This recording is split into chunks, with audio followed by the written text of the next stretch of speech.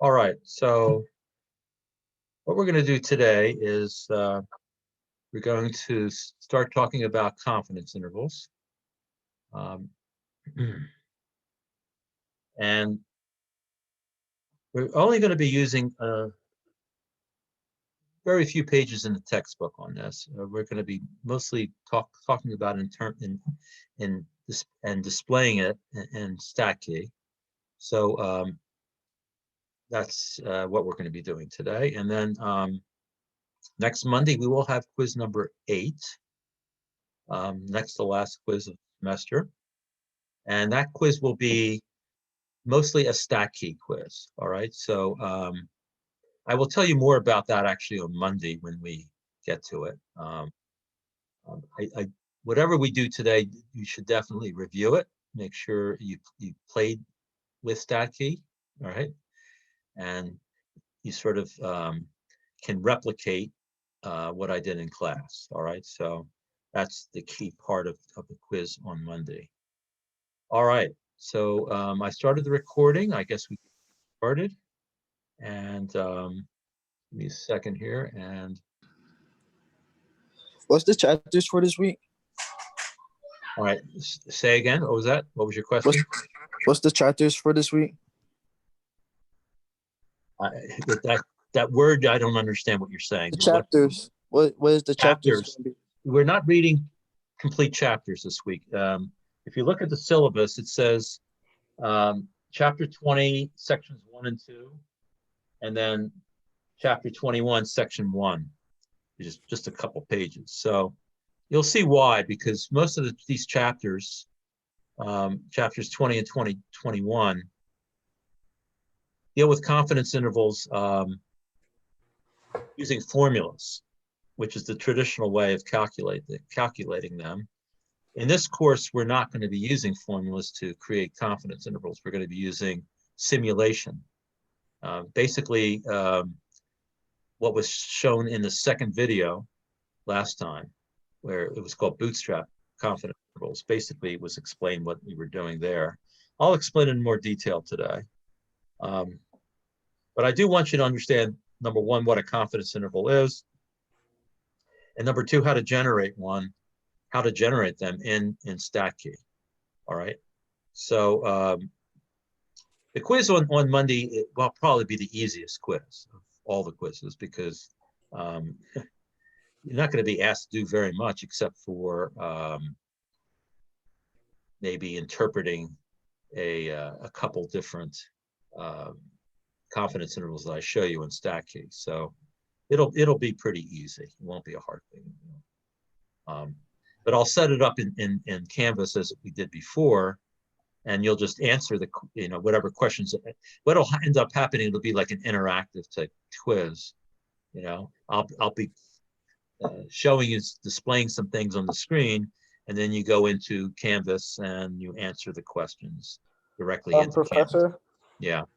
Is the quiz going to be like specifically on StatKey and how to use it, or is it going to be like on confidence intervals? Well, you have to learn how to use it. Yeah. Okay. It's not about how to use it. It's about how to create confidence intervals with StatKey. Yeah. So if we know how to do confidence intervals just with the formula, like, are we still going to need StatKey for the quiz? That's what I'm asking.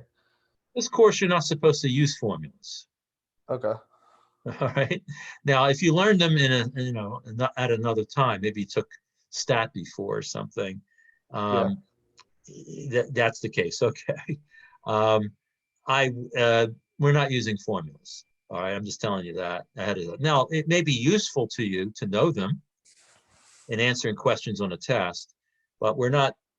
But most of the students in this course are not familiar with these formulas, and I'm not requiring that you know them. And also, the fact of the matter is, these are open book tests. I mean, you don't have to memorize them. They're there anyway. Huh? What's that? So how is the next quiz going to be? Well, I haven't created it yet. I'm just saying I'll be going through the quiz with you.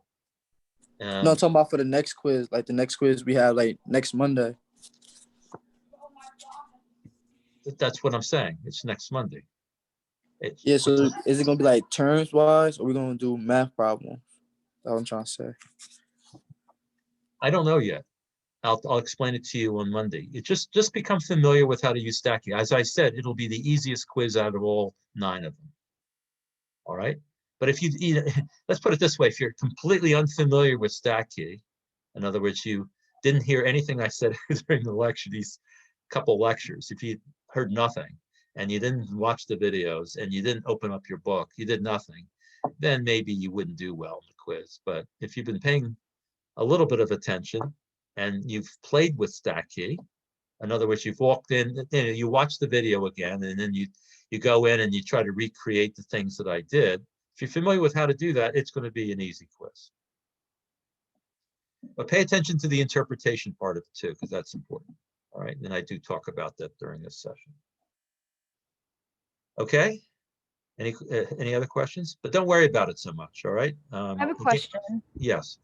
When are you going to post the quiz answers from the quiz on Monday that we just took? When I get when I get an opportunity. I don't have time right now. I'm sorry. I have to have time to do that. I have 3 classes I'm teaching, and I just have to create. When I create tests and all, they take all day to do those. And I'll post solutions when it's time, but don't worry about it, because the solutions are not going to be critical for you to do well in the next test. Once again, I have to restate the same idea. The quizzes aren't there to prepare you for the next test. They're there to force you to read the book. All right, that's why I've created them. You're reading the book, you're becoming familiar with the terminology. That's the purpose of it. All right, they're open book. The answers are in the book, by the way. I mean, I don't know what else to tell you. They're in the book. I don't like make up questions that are not in the book. Every single question is answered in the book. I'll post a solution, so no doubt about it, but it's not critical for you to know that, because everything's in the book.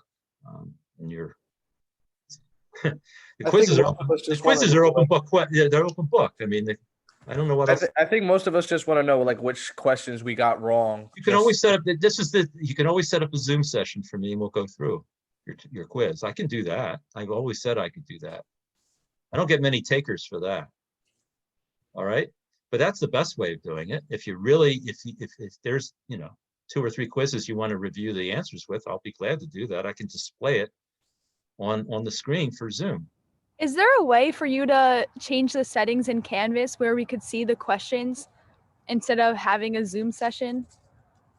Because you only post the answers, but I don't really always remember the question. So is there a way to change that so I can see the questions and the answers?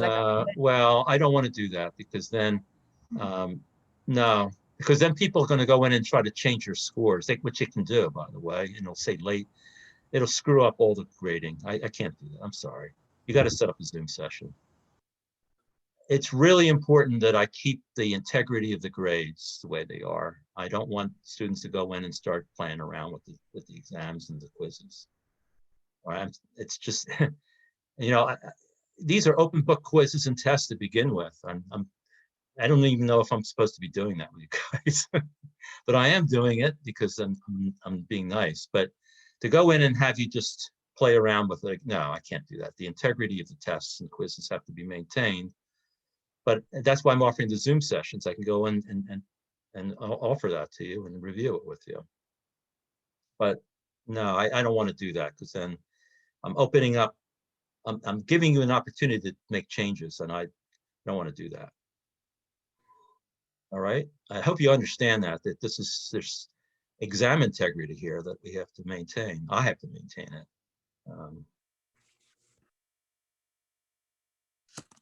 I have one more question. Yeah. So if we have a perfect attendance, I'm not like, if you have a perfect attendance in this class, you get 10 points, right? Yeah, it's 10% of your grade. Yeah, So yeah. Go ahead. Say for example, I have an 80 in this class and I get 10 points. Would that be a 90, or like how would that work out? That's 10% of your grade. It's 10% of your grade. So You get a full 10% if you've made almost every session. You know, if you miss a few, you might get a lower. You might get 8 instead of 10. See what I'm saying? It's just like a test. It's you know, it's like it's 10% of your grade. So that's the way it. Do you understand what I'm saying? It's Yeah, it's just kind of. I'm just not adding 10 points to your grade. It's 10% of your grade. So for example, I mean, I don't even know how to say it to you. It's just if tests are, you know, 35% and quizzes are whatever the percentages are, picture the attendance just being another test that's worth 10% of your final grade. That's all. Look at it that way. If you want to calculate your grade, this is what you do. You take the amount of points that you get for that particular part of the grading, and you multiply it by the percentage part of the grade. So it's 10. So if I give you 100 points for full attendance and 10%, you get 10 points, like that. But don't just think you just add 10 points. That's not the way it works. Okay, you sort of understand what I'm saying? Yeah. It's a formula. Yeah, it's a formula. Usually in a stack class, not this type of stack class, but a regular stack class, I teach how to create how to do grading, because it's statistics. It's called a weighted mean. So there's a formula for that, and that's what I use. I use a formula. All right. So your final grade is, you know, or your exams. If it's, you know, I forgot the percentage. What is it? 40, 45%. Your tests are worth that. So whatever your grade is for that, you get 40. That's 45% of your final grade. So if you ever want, again, I don't want to take up class time for this. I can show you again through a Zoom session. I do want you to, you know, meet with me individually if you have questions like this for Zoom. Otherwise, we're not going to get through the material today. I don't want to miss out on this. It took me almost an entire period to get through the material in my last class. So please just send me an email. We'll set up a Zoom session. I can show you anything you want. All right. Is that satisfactory? I hope to all of you. If you don't want a Zoom session, I don't want to be just throwing things out there, because I want to maintain, again, exam integrity, quiz integrity, everything. I want to maintain it because we're doing this course remotely, and I don't know what people are doing. You know, I'm not seeing you personally, so I have to maintain even more stringent integrity over all the grades and everything. I have to be very careful. So I hope you understand that. And Zoom is a very nice way of meeting for a short period of time and reviewing whatever you want. I'm open to anything you want to talk about the course, obviously. All right. So please take advantage of that if you do want any information. All right. So let's get started because we are running behind. I think we're running 15 minutes behind now, which is unfortunate. So let me get to the textbook. Hopefully the textbook's already open. Let me just double check. No, it's not. All right.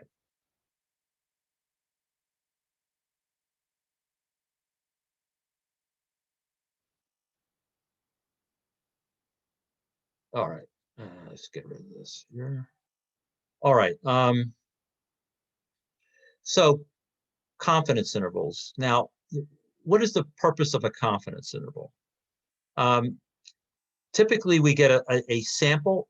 We sample people or things from a population, and we want to either ask questions or we want to measure something. And so we come up with some summary value for that sample.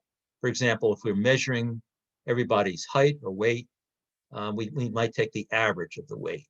If we have categories, such as the number of people who want to vote for candidate A versus candidate B, we count the number of people who said they like candidate A, for example, and then we take that count and divide it by the number of people we asked the question to, and we get a proportion of people who say they like candidate A. So we either do a mean or a proportion. I mean, there's other things that we could do also. But here's the deal with if all of you do your own samples of maybe the same number of people, maybe you all do sample size 100 and you do exactly the same thing, you're measuring exactly the same thing, you will all get different answers, different sample means, different sample proportions. You'll just, by nature, because the samples will be all different people or different individuals will be in that sample. So the question is that particular value, that particular mean or proportion that you get in your sample, is that a good estimate of an unknown population value, unknown population parameter, such as the population mean, population proportion? The answer is we don't know. We don't know whether it's close or not close. We don't even know what the population value is. So when we come up with those individual answers for your sample mean, the sample mean or sample proportion, that's called a point estimate. They don't really mention it very much here, point estimate. It's a point estimate. But it would be better, because of this variability from sample to sample, it would be better to have what's called an interval of values, a range of values from which to say the population value would be somewhere in that interval of values. And that's what's called a confidence interval. Now, the word confidence, I'm going to explain what that means in a minute. That was mentioned in the second video last time, the second video that was from StatKey. Hopefully you've heard it again. I would recommend listening to those again if you hear this lecture. So I'll explain what we mean by confidence interval. But basically, we're coming up with an interval of values, and we're saying something like, with 95% confidence, I believe that the true population mean or true population proportion is in between those two values, right? So that's a better way, I think, of estimating the population mean or population proportion, because it takes into account natural variability from sample to sample. All right, so that's the key part of this. So the definition here says an interval of values computed from just one sample, because that's all you're going to do. You're going to have one sample that is almost sure to cover the true population number. Now, what do they mean by almost sure? Well, they might mean 90% sure, 95% sure, like that. All right, in the 90s typically. Now, one thing I want to make clear to you, because the way they describe it here in the book, it's kind of not clear, in my opinion, in this particular book. They're saying something like, if you're 95% sure, that means you're taking a 5% risk that the interval does not actually cover the true value, 5% risk. It's almost saying something like, there's a 95% probability that the interval contains the true value. I want to make it very clear to you that a level of confidence, we'll call it a level of confidence, if it's 95%, does not mean, and I'll underline not, does not mean a 95% probability that the interval contains the true population mean. It does not mean that, all right? And that's because each interval that each of you could do will have different, you'll end up with different intervals, different endpoints to the intervals. Could be quite different from each other. So it is not true that statement about probability. It's not true to say that. We cannot say, when we say 95% confidence, we're not saying there's a 95% probability that the interval contains the population mean. So what it does mean is going to be something I'm going to show you now in StatKey. All right. So I'm going to stop sharing and get StatKey on the screen. And I'm going to actually go back to now. Whenever you're in StatKey and you want to get back to the main screen, just click the StatKey button here. Okay. And the first thing I want to show to you is something that was talked about in the first video on Monday, when they were talking about sampling distributions. So chapter 20 deals with proportions. So we're going to deal with proportions first. I'm going to click sampling distribution of proportions. Now, I would recommend going in here just for the purpose of showing again what they were doing in that first video. It's not this particular part of StatKey is not for the purpose of creating confidence intervals. It's for the purpose of defining what a level of confidence is. So suppose we wanted to create a proportion. Could somebody give me a proportion, a decimal between 0 and 1? Not something really small, really close to 1, but something in the middle somewhere. Can somebody just give me a decimal between 0 and 1? Anyone, please. 0.4. 0.4. So what I'm going to do, I'm going to go into, see, I think edit data will work. No, edit, I keep forgetting, it's edit proportion. Here we go. I'm going to put 0.4, put that in here. And that's going to be my population proportion, all right?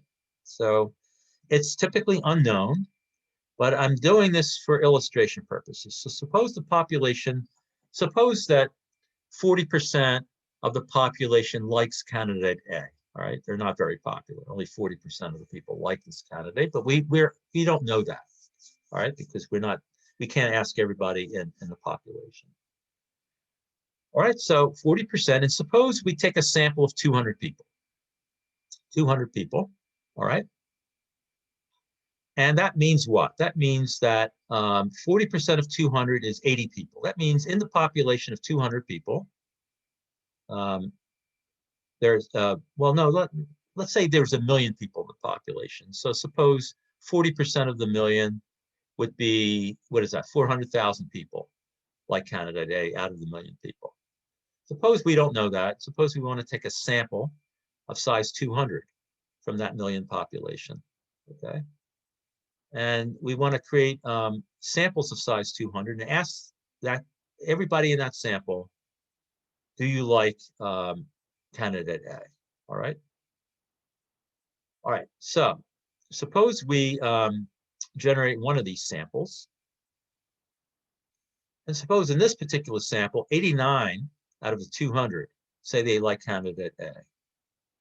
Well, this is 44.5% or 0.445 of that 200 is 89. All right, so that's our proportion. That's our sample proportion.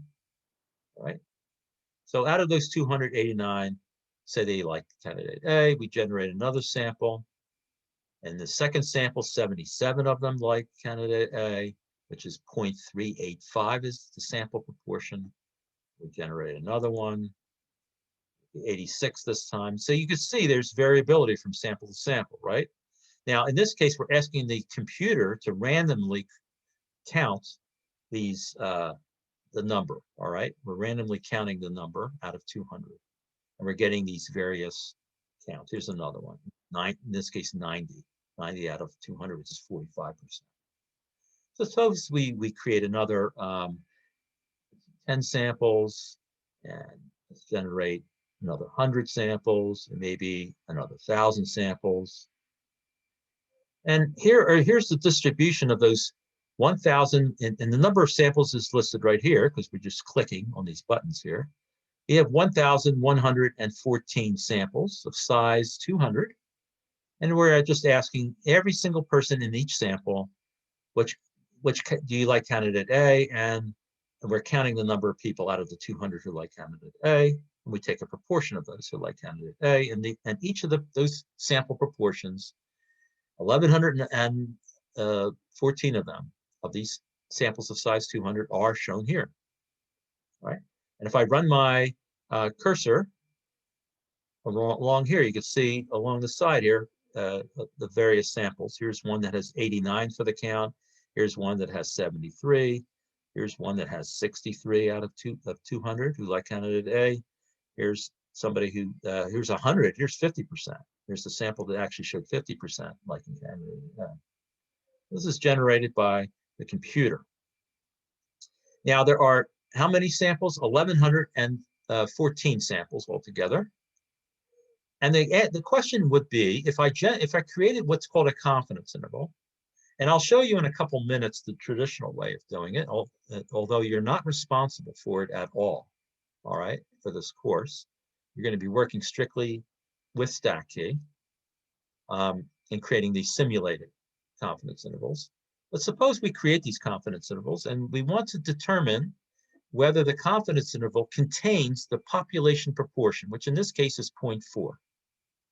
Right? So there is a procedure, which again, I will show you, a typical procedure where you take your sample proportion and you add and subtract what's called the margin of error, which again, I'll show you. And you create this interval of values. That's a traditional way of doing it. And then what StatKey does in this particular section is it creates these intervals.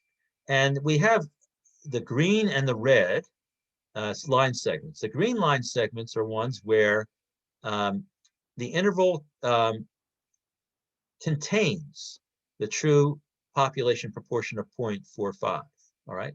Or 0.4, excuse me, 0.4. That vertical line here, that black vertical line here is 0.4, by the way, you can see it down here. And then we have these red segments, line segments, which are intervals, and they do not contain the 0.4. Now, there's many more green ones than red ones. In this case, actually, it actually counts the number of green lines, which contain the 0.4 population proportion. And out of the 1,114, there's 1,056, it says it here. It may be hard for you to see it, but it does say it there. 1,056 out of 1,114, which is 94.8% or close to 95% of the intervals contain the population proportion. That's these green segments. And the red ones would be 58, which is the difference between 1,114 and 1,056. There's 58 of them that don't contain the population proportion.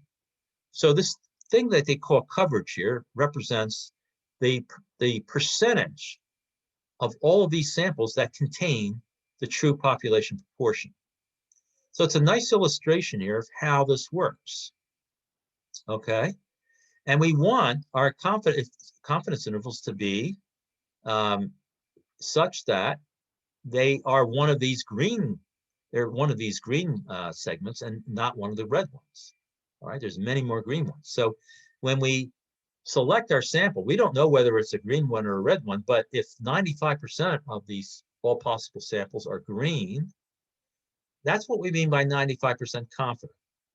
All right, because we selected this one sample out of thousands or millions or zillions of these of all possible samples. And if we say we're 95% confident that the sample that we have contains the true population value, what we're really saying is we're hoping that the sample that we chose is one of those green line segments here, one of those samples, and not one of the red ones. And since 95% of all these samples are green and only 5% are red, we could say we're 95% confident that the one we chose is one of the green ones and not one of the red ones. All right, you get the idea of what we mean by level of confidence. All right, it's not a probability in the classic sense of probability. All right, what we're saying is we're hoping that the interval that we get, that we calculate, is one of the green ones, one of the 95% green ones, and not one of the 5% red ones. Okay, any questions about that? Because that's really the crux of what we mean by level of confidence and confidence intervals. All right, it's this idea. So in a quiz or a test, if I say the following, if I display a confidence interval, I say it's 95% confidence interval, and I say make a statement like there's a 95% probability that the true population mean is in that interval, you now know that that is a false statement. That's not a true statement. It doesn't mean that. If I say something like, I'm 95% confident that out of all the possible sample, all the possible confidence intervals that I could have created from all the possible samples, the one sample I get does contain the population proportion. Something like that, that's a true statement. That's exactly what it means. It's not the same thing as saying there's a 95% chance that the true value is in there, because it's either in there or it's not in there, to be honest with you. That's what it boils down to. Once you select your sample, it's not a matter of probability anymore. It's either in there or it's not in there. Okay. Any questions about that? Because that's important. It's typically tested in the final exam. And I can tell you from grading final exams that lots of people get that wrong. They just forget, and you should keep it in your notes because it's not in the textbook, unfortunately. This textbook unfortunately doesn't do a great job in explaining that. So Can you repeat that one more time, please? yeah. Let me repeat it again. So when we say 95% confident, what we mean is that the interval that we've created is one of the 95% of all possible confidence intervals that contains the true population mean. That's what we're hoping. We're hoping it's one of the 95%. It does not mean there's a 95% probability that that interval contains the population mean. No, it doesn't mean that. It just means we're 95% confident. We're confident that this particular confidence interval is one of the 95% of all possible confidence intervals that do contain the population mean. All right?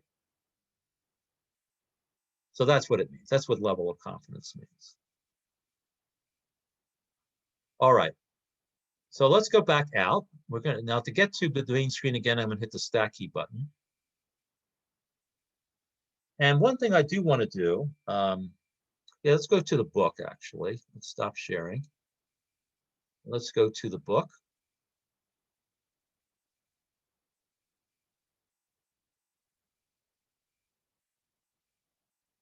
All right, so still sign on, that's good.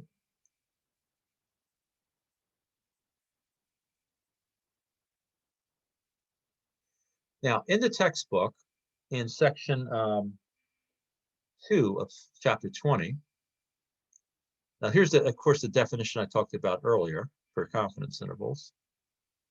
They give you the actual technique if you were going to do it by formula. The technique by formula says we're going to calculate first what's called a margin of error. And then we're going to take our sample proportion and add and subtract it from the sample proportion to get our answer. I'll just show you an example of the way you do it traditionally. So if in this case here, it's a poll in a newspaper. It says 54% of respondents said that they think California should legalize marijuana beyond its use for medical purposes. And it says here in the little box here, it says 834 registered voters were contacted. All right, so that's your sample size. And they said the margin of error is plus or minus 3.5 percentage points. So typically with proportions, we should express them as decimals, but people tend to use percentages because that's the way they're explained in the media. But I want you to use, I'm going to express them as proportions, which means decimals. So 54% is 0.54 as a decimal. So the margin of error says 3.5 percentage points. That's 0.035 as a decimal. So what do? They take their sample proportion, 0.54, and add and subtract 0.035, which is the margin of error, and they get these two numbers here. So 54% minus 3.5% is 50.5%. 54% plus 3.5% is 57.5%. So the confidence interval is, this is our left endpoint of the interval, and this is the right endpoint. And what we're saying is that we're 95% confident that the true population proportion, which we are not aware of, is between these two values, in between these two values. All right.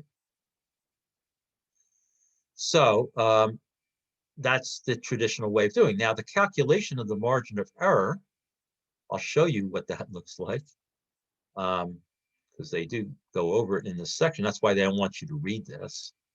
The math department has said, told me not to show this to you, but I'm showing it to you for interpretation reasons, just so that you get a feeling for it.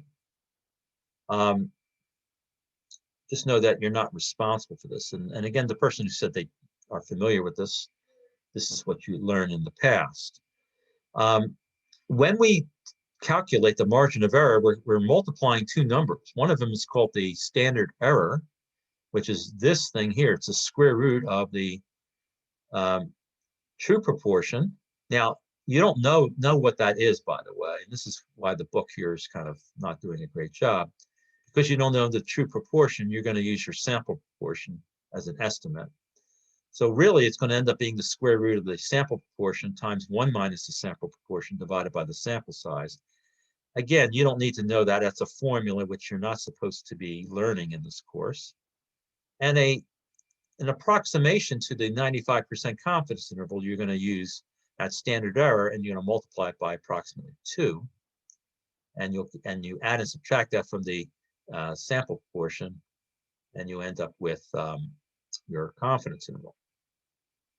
So this is a traditional way of doing it. And again, let's see. End of this chapter, they talk about formulas. They always have the formulas here at the end. There we go. So this is the fancy formula that they use for doing this. All right. This is what you would learn in a traditional statistics class. You would multiply this number times this. Now, one thing I want to show you is the following. This number Z, this Z here, this represents, this is derived from the level of confidence. Notice that the Z changes based on the level of confidence that you have. All right, 95%, 1.96 is the, now they say it's approximately 2, but it's 1.96.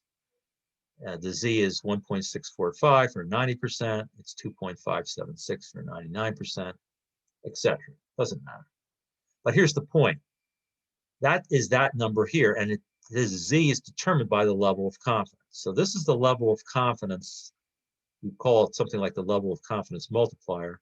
This square root is that standard error we talked about just a minute ago. And this is the thing I want to bring to your attention. Okay, and this is something I will illustrate in a minute using StatKey.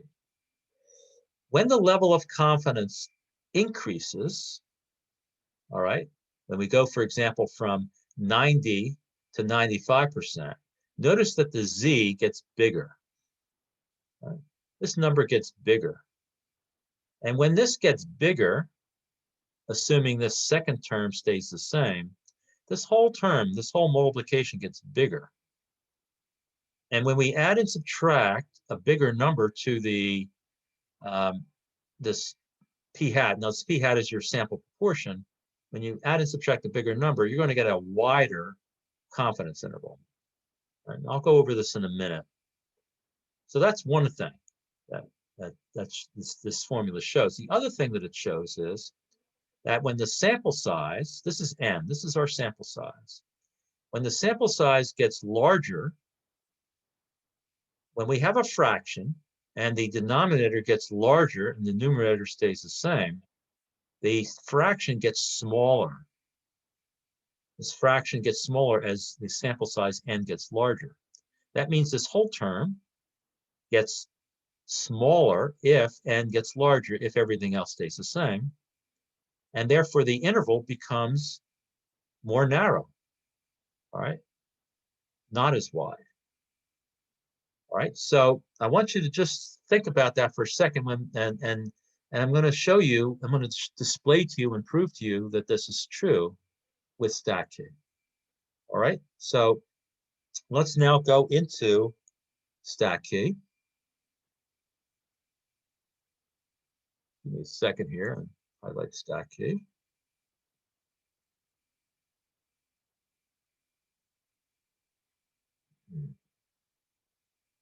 All right. Now, if you want to create confidence intervals, you're going to use this middle section here of stack key. This is where you're going to go into it. This is what the video number 2 that we saw last time, that's what she was referring to, this middle section here. Now, if we're interested in creating a confidence interval for a single proportion, which is what we're doing, we're going to click this key right here, this button right here. We get to this screen. Now, what's nice about this particular screen is you can create your own data set, a sample. All right. The one that we were looking at before, let me go back actually. Let's see if we can recreate it.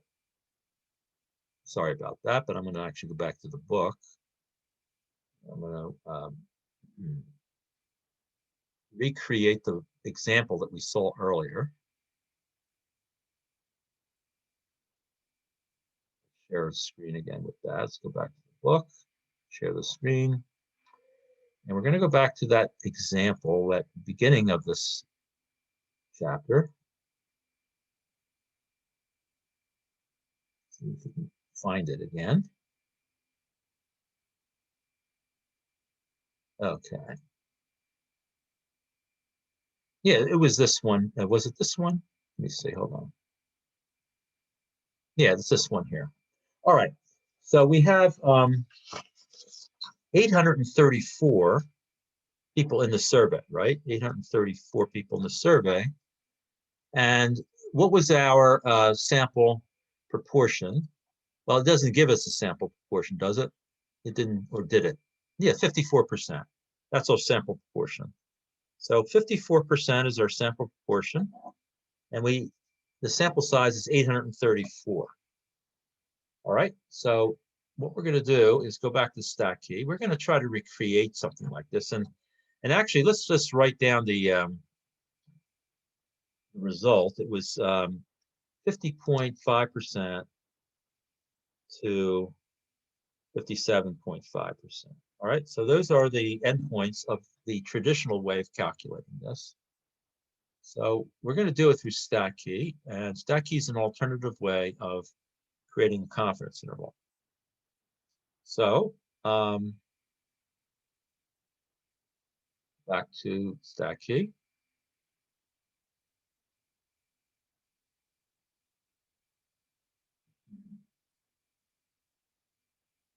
All right, so we're in the section that says confidence interval for a proportion.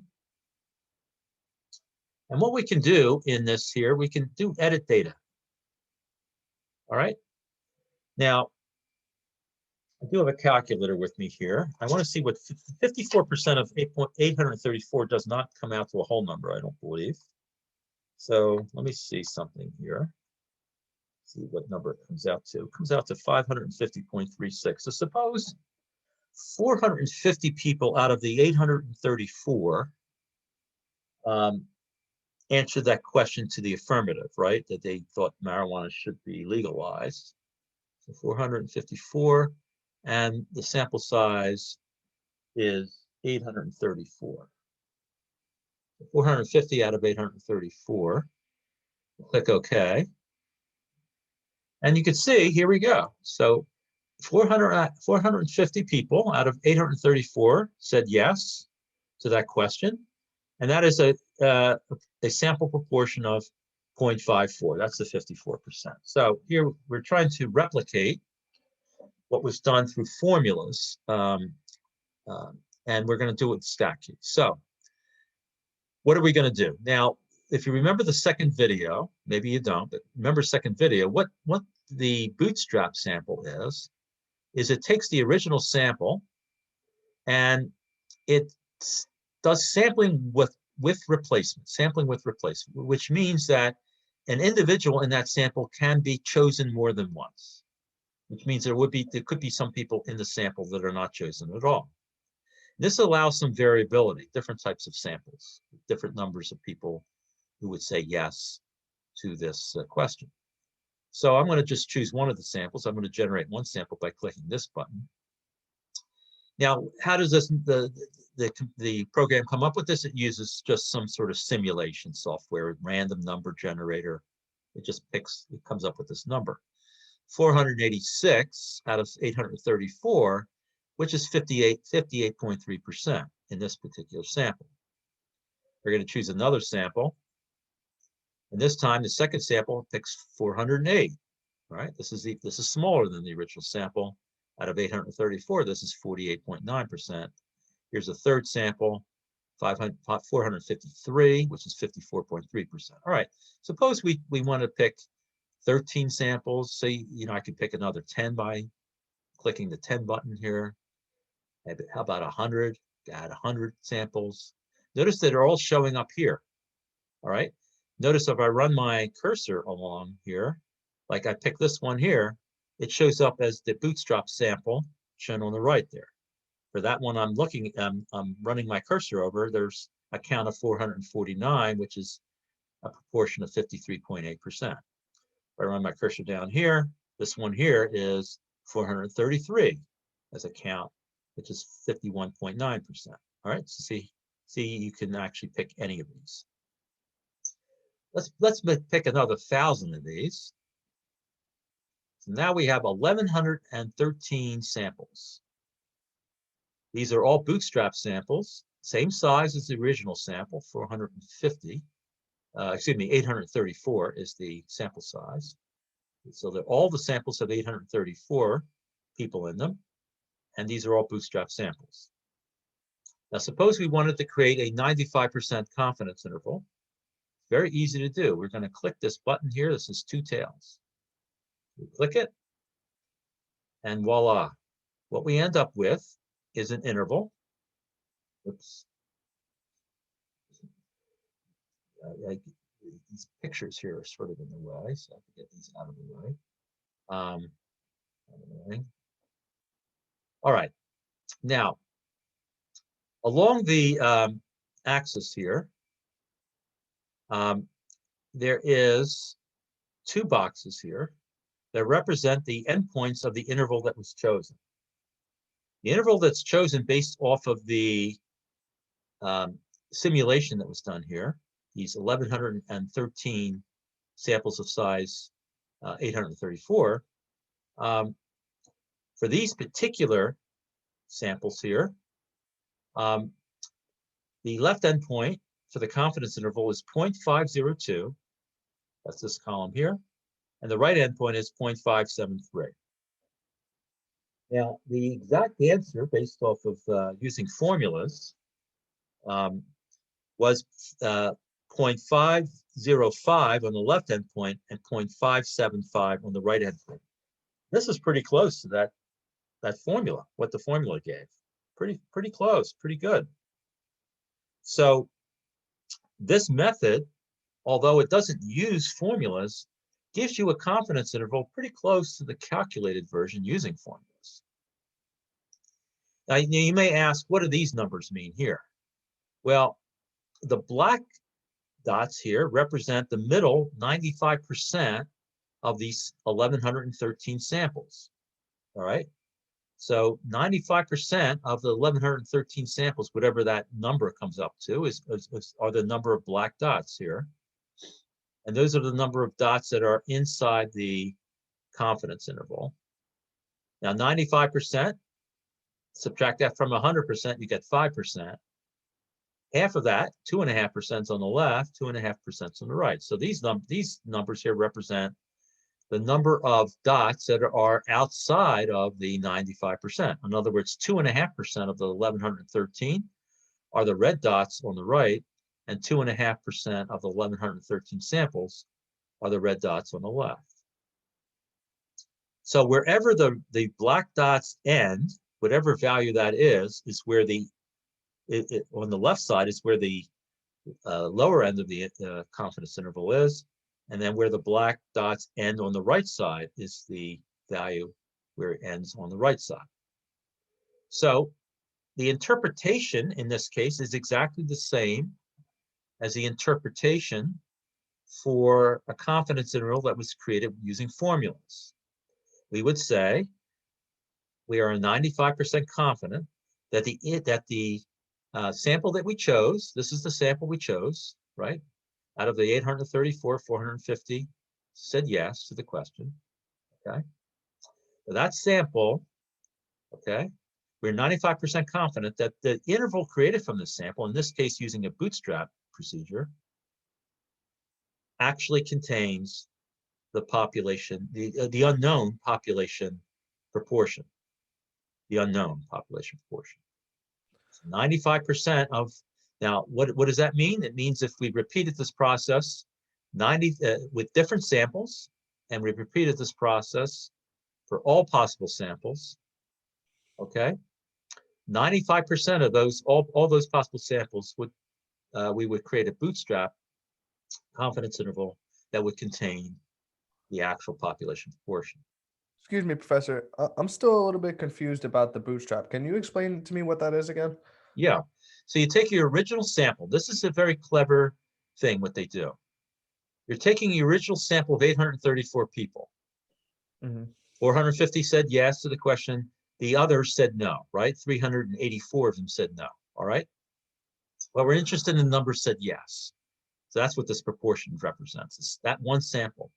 Now, the way it works is, the software, the way it works is, it takes the answers that you got, right?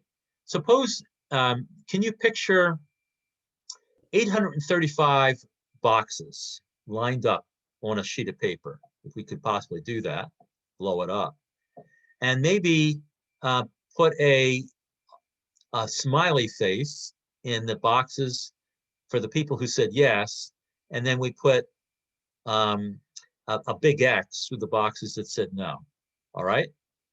So what we're doing here is we're creating our sample as if it's a population, all right?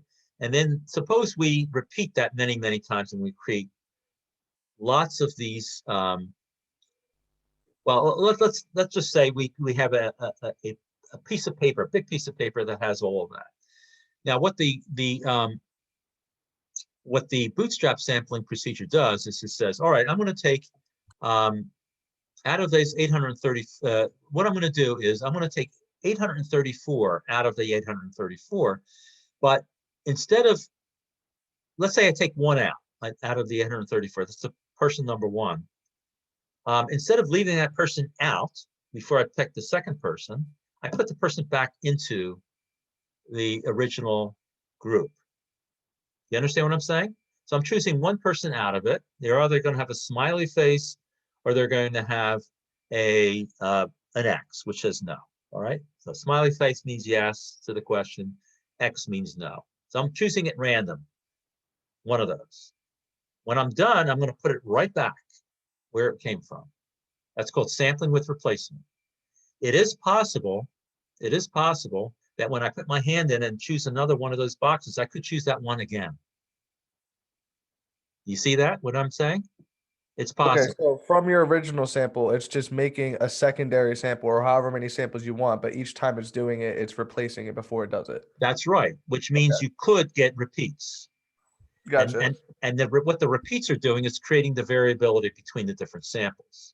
So if the original sample had 450 yeses to the question, and the second sample, the one that's shown here says 463, that means that some of the yeses were repeated more than once. That's how we got more than 450. Okay, you get the idea? And that's why we end up with a bigger count for this one. Okay, so all of these here represent these bootstrap samples, and most of them are in the middle here, right? Because you would expect that, right? Most of them would be around 450, and it would tail off with the lower ones. There would be fewer of those, and there'd be fewer big ones too, right? It would be randomly created. So this is a very clever technical procedure of how these are created. And what's beautiful about this, if you want to call it beautiful, is that it creates a confidence interval very close to the actual answer you would get using formulas. Now let's play with this just for a couple minutes, all right? And then I'm going to show you a confidence interval for a mean. And that'll be it for today. So once you're in here, and by the way, you can play as much as you want. If you want to start all over again, just hit the reset plot button here, and it's a blank screen again, and just create as many samples as you want. Just play around until you become familiar with how this works, all right? And then the edit data button here gives you a chance to give you the count and the sample size for the original sample, all right? Just know that you create your own samples. All right, suppose I want a 90% confidence interval. Now, remember, let me write down the actual confidence interval here. It says 0.502 up to 0.573, all right? That's my 95% confidence interval. Let's change the level of confidence. You can click this button in the middle here and change it to 0.90. Make sure you express it as a decimal. Click OK. Now let's see what happens. Now, in this case, 90% of the 1,113 samples are going to be black dots, and 10% are going to be red dots, with 5% on the left and 5% on the right. All right, that's what the 0.05 here means, okay? 90% in the middle are going to be. Now, what happens to the interval? The interval, does it become more narrow or wider?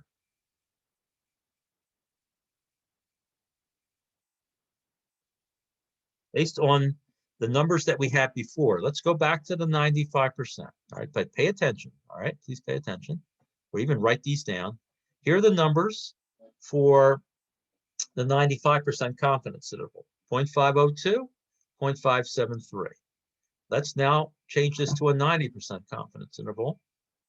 And what happened to the interval? Is it wider or more narrow?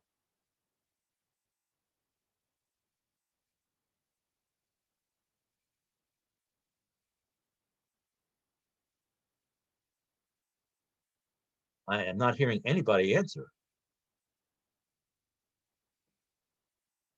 Is it wider or more narrow? Did you More write down? narrow? More narrow, of course. It has to be, doesn't it? Because there's more red dots here on each side. So that means the black dots end higher on the left and lower on the right. You see it? Remember, the previous intervals was 0.502, which is smaller than this. It's to the left of this, and 0.573, which is to the right of this. So this is the general rule. This is a general rule. The lower the level of confidence, the more narrow the confidence interval. Now, what does that mean practically? That means, well, if you're willing to be less confident, which is, I guess, worse than being more confident, you're rewarded with a more narrow confidence interval. You always want your variation, the variation, to be as small as possible. All right, that's a practical statistical rule. You can call it a rule in statistics. The variability, you always want it to be as low as possible. So you want the length of the interval to be as small as possible. But this is a trade-off, because you're getting a lower level of confidence in exchange for getting the more narrow confidence interval, which is a good thing. Now let's now change this to 99%. I'm going to put 99% in here.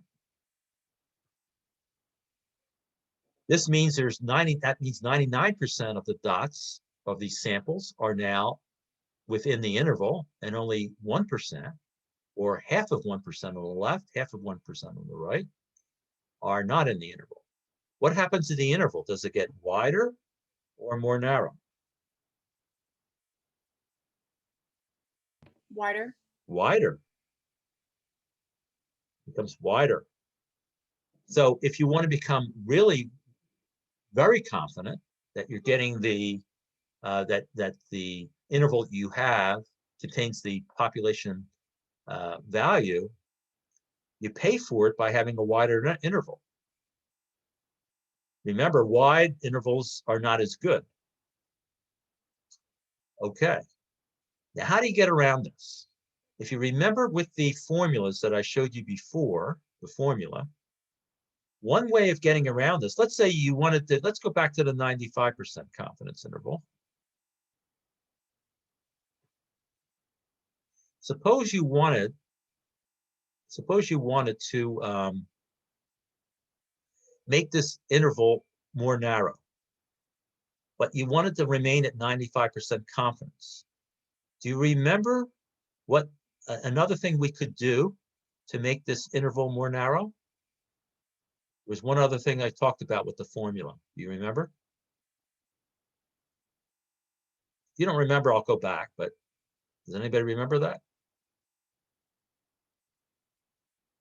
All right, stop sharing. Let's go back to the formula, to the book.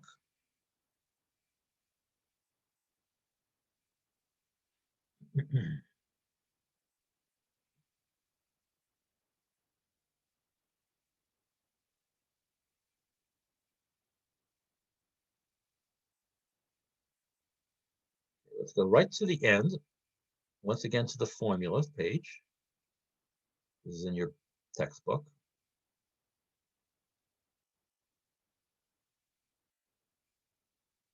All right. Take a look at the formula once again. Here's the formula for the margin of error.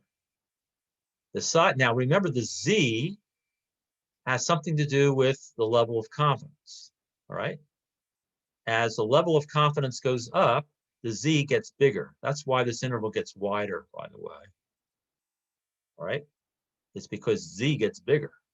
What else is in this formula that would affect the whether you could make the interval smaller? What could you do besides the Z? What else is there that you could play with, that you could manipulate? Well, you can't manipulate the results. This is your sample data, right? The P here, the P with the little hat above it, that's your sample proportion. You can't manipulate that. What else is there? There's only one other thing that sits in this formula. What is it? Give me the letter. The N. What's the N represent? That's the sample size. That's the size of the sample. Remember what I said. As N gets bigger, this whole fraction gets smaller. And when this whole thing gets smaller, assuming the level of confidence is the same, this whole margin of error formula gets smaller. And when we have a smaller margin of error, the confidence interval becomes more narrow. So write that down. The larger the sample size, the more narrow the interval. The smaller the sample size, the wider the interval, because if N gets smaller, this fraction gets bigger. All right. So that is the key for people doing research. If they, let's just get out of here and go back to StatKey. Oops.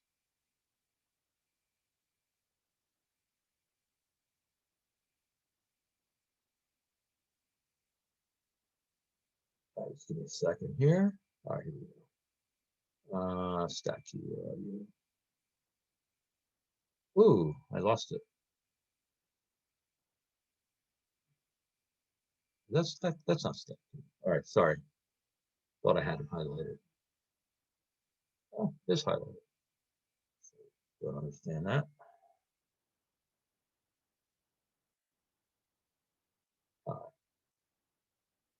All right, I don't know why I was saying that. All right, anyway. So if I want, so suppose I have a 95% confidence interval, and I was interested in making the confidence interval more narrow than this. Instead of lowering my confidence than my level of confidence, I want to keep it at 95%. One thing I could do is make my sample size bigger than 834. Maybe I could make it 1,000. Maybe I have enough money to sample some more people. And then this interval will be smaller, will be more narrow. And that's what I want. I want a more narrow confidence interval. So that's what researchers will do. If they want, they'll want an interval to be a certain length, and they'll determine the sample size. And that, we're not going to do it in this course. We do it in a regular statistics course. We'll calculate it, but just know that you would need a larger sample to make this interval smaller. Instead of lowering the level of confidence, which is not a great thing to do, we would just increase the sample size to make this into a more narrow interval, which is better. It's, would be less variable. So that's what I want you to remember also. All right, I want you to write that down, because it's not really explained very well again in this book, but it's something I believe is important for this course, is to understand that basic idea of sample size. All right, let's now, I think we have only 5 minutes or 7 minutes to go. Let's go out to the regular screen again, the main screen of StatKey. And what we're going to do is we're going to click confidence intervals for a mean. And in this case here, StatKey has several data sets that are already in here. We could upload our own using a CSV file or a text file, but right now for you to play around with, just open it up and pick one of these data sets. I'm going to pick this one that says Florida lakes, mercury, and fish. So we're measuring the amount of mercury in fish. Doesn't explain it any more than that. So here is a way of creating a bootstrap sample for something that we're measuring. In this case, the amount of mercury in fish. Suppose we have 53 fish that we randomly select from a lake in Florida. And we measure the amount of mercury in each of the fish. And then we average the mercury, the amount of mercury in the 53 fishes, and we come up with this number 0.527. So that's our sample mean for the original sample. Now, 53 fish, again, we're going to do a bootstrap sample, the same procedure as we did with proportions, okay? And here's one where we have a mean of 0.528, pretty close to the actual mean. Do another one. Here's one with a bigger mean of 0.605. Notice that the ones that are chosen here, there's more repeats for certain of these, and there's some that are not chosen at all. Like the one in the original sample, 1.33, you don't see that in the bootstrap sample for this particular bootstrap sample. All right, we'll choose another 10. All right, so the one that shows up here is the very last one, but you can just run your cursor over any one of these and you'll see the results. And that maybe 100 more and maybe a couple thousand more here. Here's 2,112 samples. Again, you can create any number of samples by just clicking these buttons here.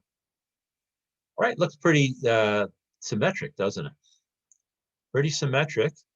That's because the rule for sampling distributions for sample means says if the sample size is at least 30, then the sampling distribution is going to look pretty normal. And look at the sample size, it's 53 fish. So it looks pretty good. Now let's say we want to create our confidence interval, and we're going to see the same exact type of thing. Click two tail. We always click two tail when we're doing confidence intervals, not the left tail or right tail. And it always defaults to the 95% confidence interval, right? Always defaults to that.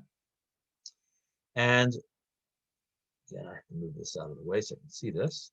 So what we see here is the confidence intervals between 0.441 and 0.619. 0.441 and 0.619. Now, there is a formula that we could use in this particular case if we just had a sample. I'm not going to go through the formula because it's a little too advanced. It uses something other than the normal the bell-shaped curve, the regular normal curve. It uses another type of curve to come up with the answer. But basically, you calculate the margin of error and you add and subtract it from the mean, just like you typically do with formulas. But in this case, we're using simulation, the software, using bootstrap samples, and we have 2,112 bootstrap samples. And then we create this confidence interval around the original sample, mean of 0.527, and we get a confidence interval that shows that it has its left endpoint 0.441, and its right endpoint 0.619. So we would say the same thing. We would say we were 95% confident, all right, that for this particular sample that we got, and the interval that we got, we're 95% confident that the actual population mean of mercury in fish is somewhere in between here. So that means if we ran this procedure through many possible samples, that 95% of those samples would contain the population mean, and we're hoping that this particular sample does, and it's in between these two values. All right. So it's interpreted exactly the same way. And then if we wanted to change this to another confidence level, like 90%, okay, we would notice that it would become more narrow, the interval. It's now between 0.455 and 0.605. And we change the interval to 99%, and we get a wider interval.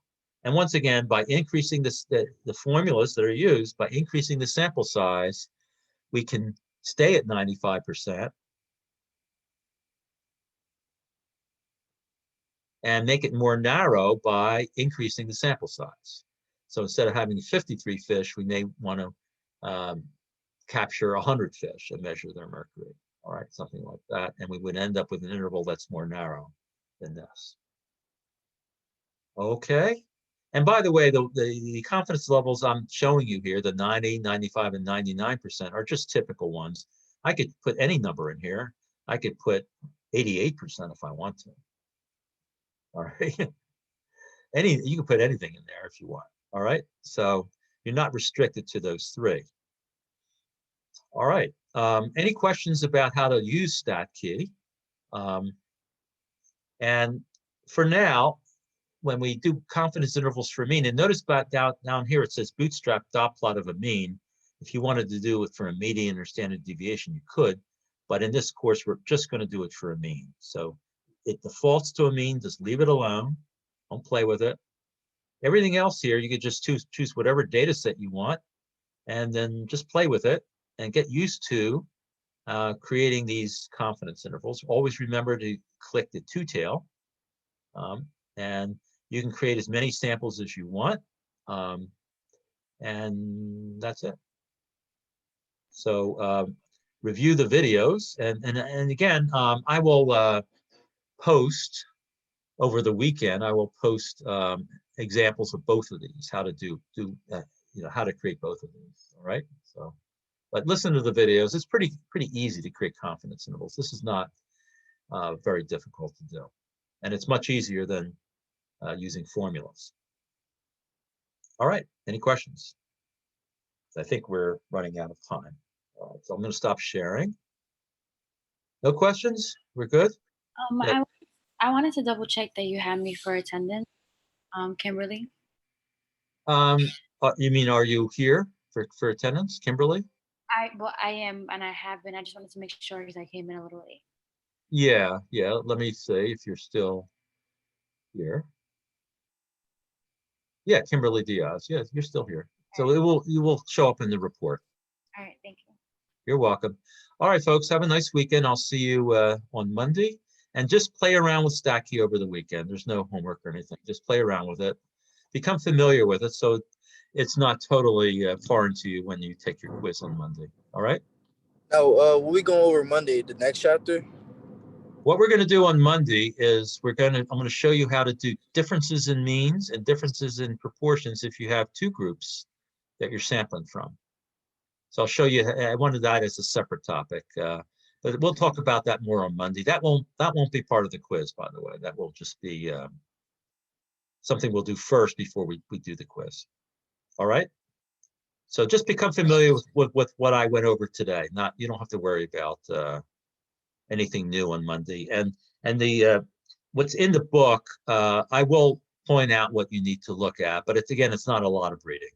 It's only a couple sections here and there.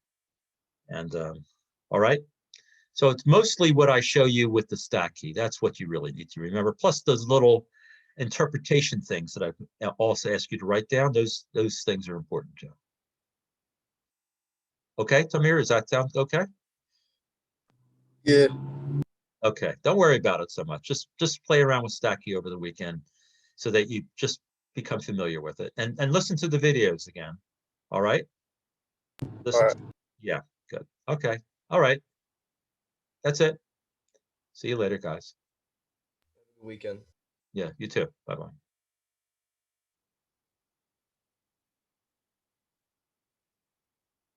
Oh, Professor, I have a question. One more question. Are you gonna be free tomorrow? Because I want to have a Zoom meeting. Is that okay with you? Yeah, and what did you want to go over during the Zoom meeting? Just like everything, so I could just be prepared for the quiz. I know you say don't worry about it, but I'd rather be prepared and just go over like everything we did. To Yeah, make yeah. sure.